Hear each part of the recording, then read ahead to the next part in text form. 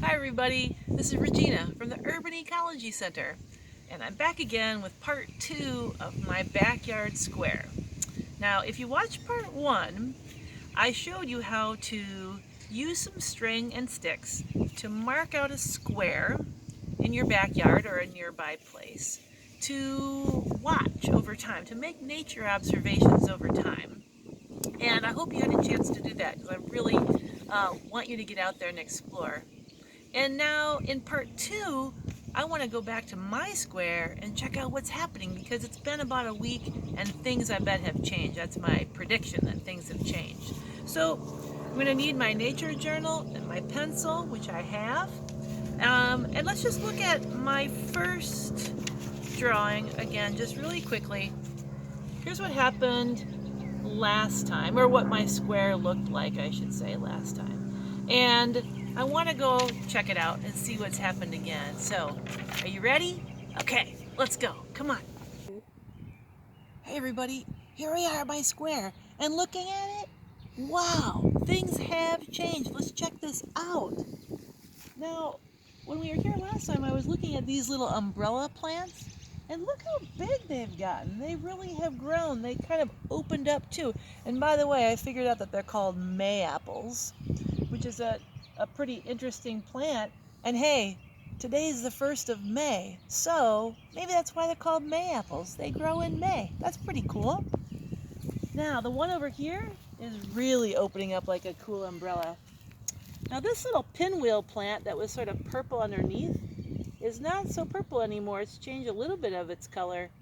But this one I figured out is called wild geranium, and it's going to get a purple flower on it. Now this plant is amazing. Check this out. Remember last time it was just this clump and there were a couple little green sprigs here? Well, now these things are really growing up and they look so cool. They're little curlicues.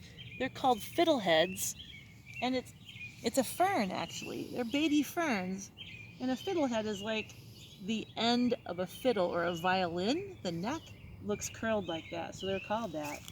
Now let's check things out here. Other things. Whoa, wait a second. Check this out. There's a hole here. That was not here last time. I think we have a mystery to figure out. Maybe it was that squirrel. I saw a squirrel out here earlier this week, and it was digging. Maybe that's where it was, digging. Digging probably to find some food. That's pretty cool. So speaking of digging, if the squirrel was digging there, maybe there's some interesting things under here. Let's move some of this leaf litter. And this is called leaf litter. It doesn't mean it's trash, but it's just what's laying on the ground and will eventually become soil. So let's dig down in here and see what's happening under the soil, or under the leaves, I should say. Oh yes, I see it. There are some tiny little worms here. Look at that one right there by my finger. That is a tiny little baby worm. Actually, there's two there. That's so great. I'm so happy to find them in my square because they're going to help make the soil. Awesome. If there's this animal here, I bet there are more. So let's check it out. Well, I think the next thing I'm going to do is cover up this spot to give them a little bit of, get the roof back on them. And I'm going to take some time to draw what's in my square and check out a few more things. So we'll be back in a little bit. All right, everybody, I'm back.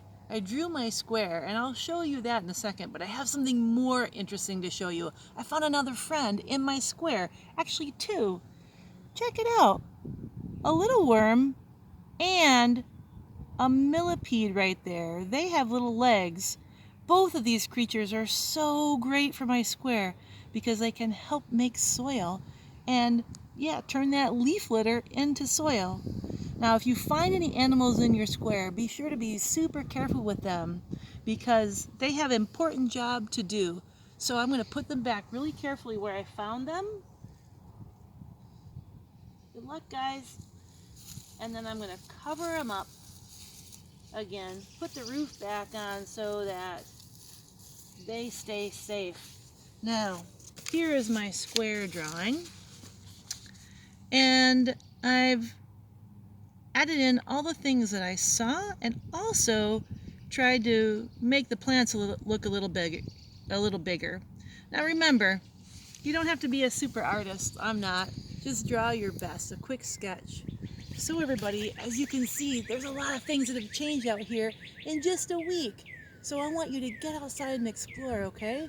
Remember, there's so much life outside, and I want you to get out and experience it.